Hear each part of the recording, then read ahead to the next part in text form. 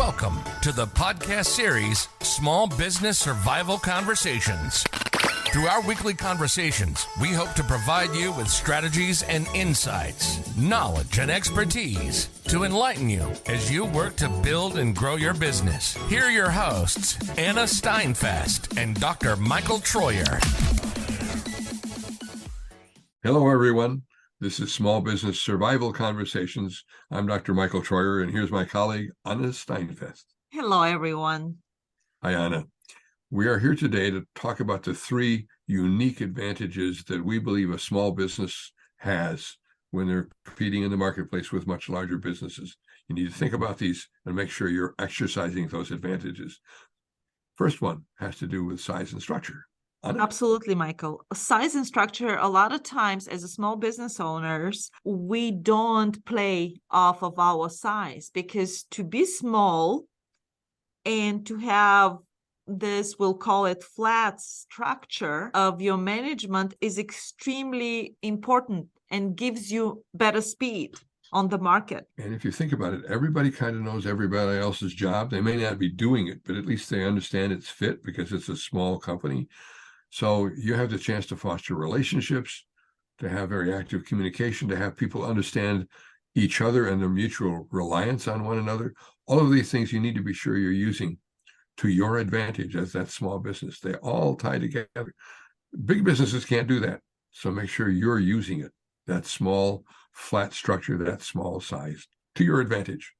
Absolutely. And that gives us to the next advantage, which is ease of communication. Extremely important. When you're a small business, you can communicate to your employees faster.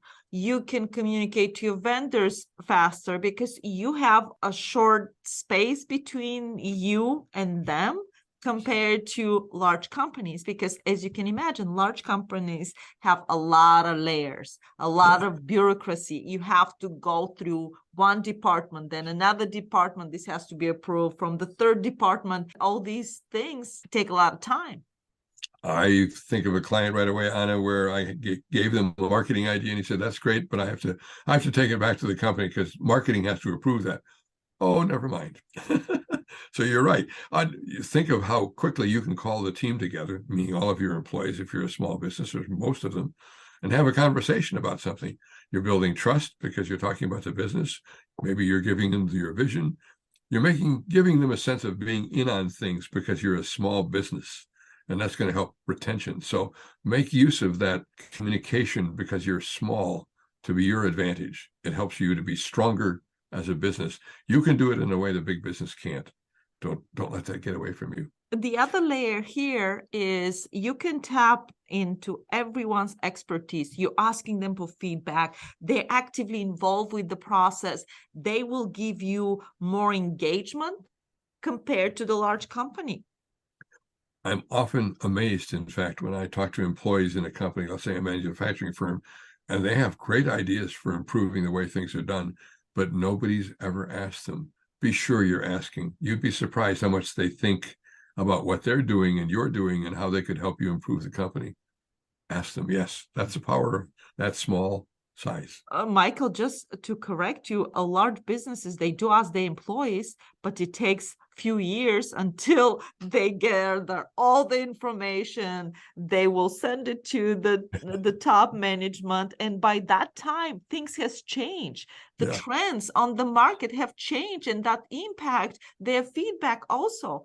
So make sure that you utilize your size as a benefit, as advantage on the marketplace. Absolutely. Great point, Anna. Thank you. And then we have our third point, and that's that as with any company, mistakes are going to happen internally. We're going to do something wrong, or maybe with a customer. The advantage we have as a small business is that you can correct that mistake much quicker. You can make the phone call.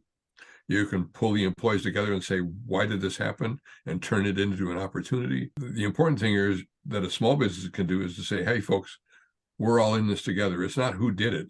It's how do we correct it? How do we make it better? And get everybody caught up in that challenge of being good, of being better, of improving. And that's a good reminder, Michael, that we have to take the mistakes, the successes, are team successes, and the mistakes are team success, team mistakes also. So you have to be upfront with everyone. And sometimes the owners, they can take the mistake on their own and just kind of relieve the team from that guilt.